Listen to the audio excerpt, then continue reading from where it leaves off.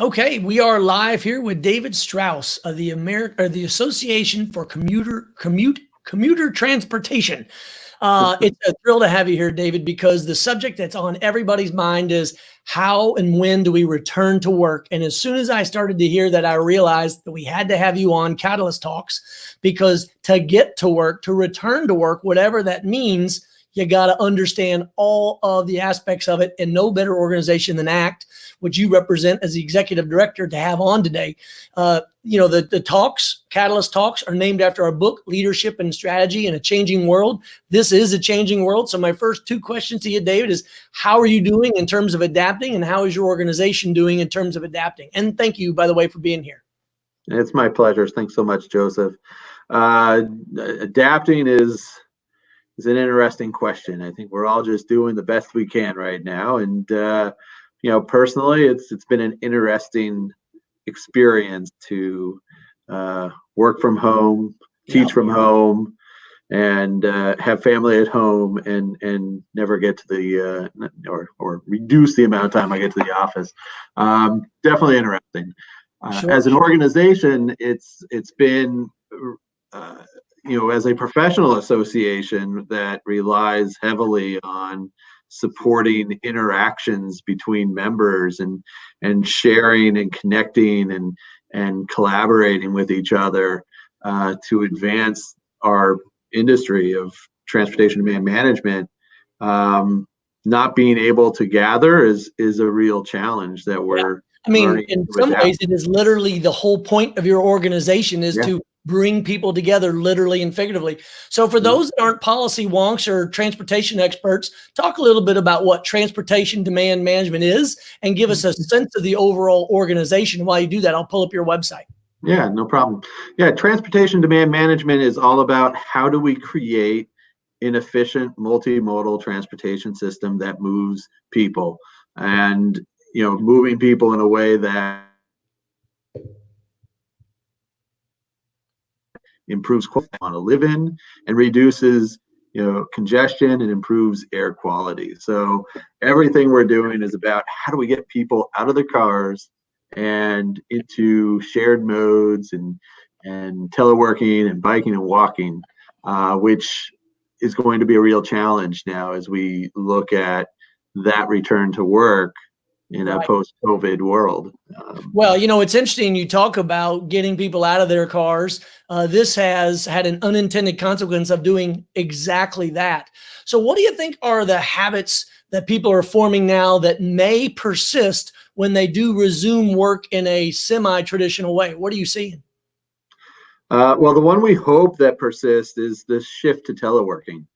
Before this, I think we have data, somewhere around 7% of companies actually allowed their employees to telework on a regular basis. Right now, I think 85% of white collar workers are teleworking across the country.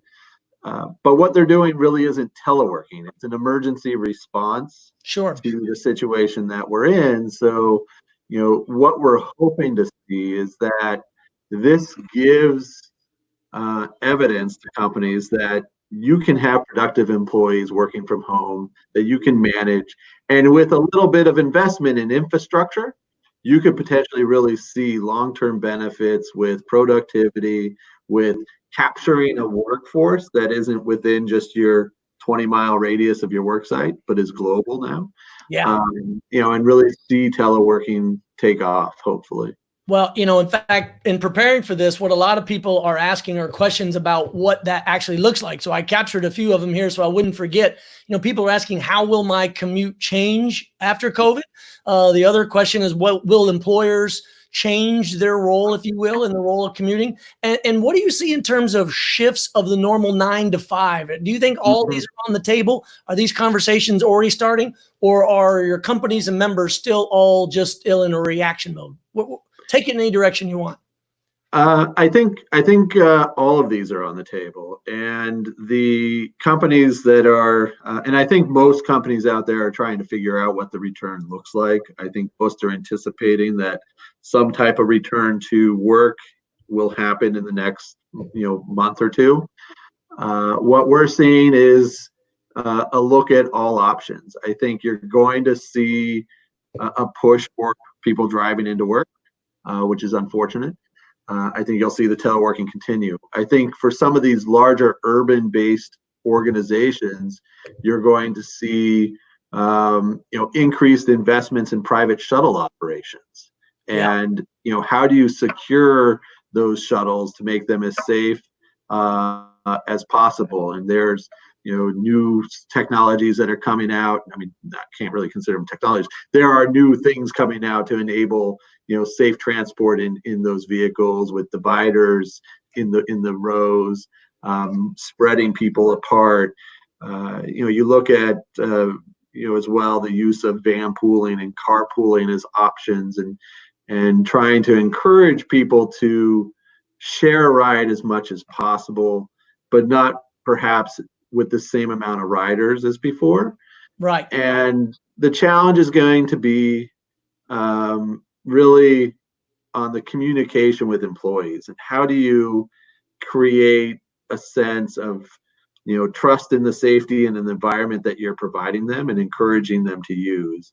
So that's going to be key. And I think that's where the van pool, carpool, shuttle services will probably see increases in use as people feel more comfortable sharing rides with those that are their coworkers.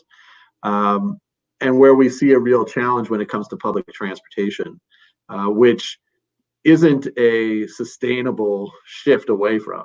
Right. We have to figure out, how do we make public transit as safe as possible for as many users as possible. Right. Well, in fact, that's one of the things that came up in previous interviews, because, by the way, you're, I think, interview number 50 now in all these Catalyst talks we've been doing. One of the things that came up that's interesting is, because so many vehicles like large buses, large vans, airport shuttle style walk on, walk off, because they're rugged, meaning that they're not necessarily built for luxurious and plush. Instead, they're more sterile in the sense that it's more industrial. You can really get in there and clean them well. So in fact, a lot of people think, oh, well, I'm worried about transit because it might be put me more risk. But in reality, they're actually able to be cleaned more regularly in a way that will be able to help. Are you hearing those discussions? Is that something that's moved through your membership, or what other ideas are you hearing? I think there's some of that. I think really where the challenge is with the public transit side is just the perceived fear. And I think no one right now will be comfortable squishing 75 people into a 40-passenger bus, where we used to do that. And that, you were lucky if you were 75, the 75th person on, you still got on the bus.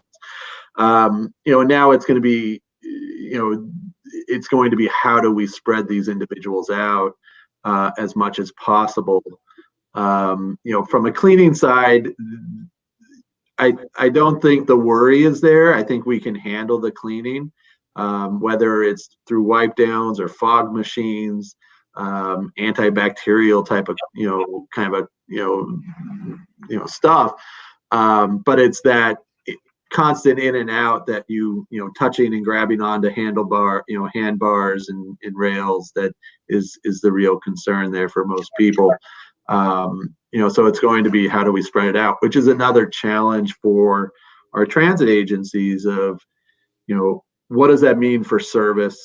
How do you split people up? That means you've got to run multiple, buses at a time, but you have to have staff, you have to have that fleet. So what's also going to be important is really the communication between transit agencies and the employers in the communities that they're serving, to get a good understanding about what the intended workloads are going to be. Yes.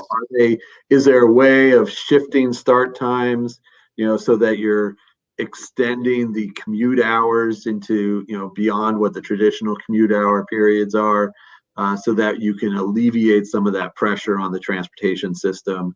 And is there an opportunity to, potentially identify areas where employers are going to be continuing to work from home primarily, and you can shift service that was normally addressing those work sites and bring it over to another area, because those folks are going to stay working from home and you don't need to run buses there.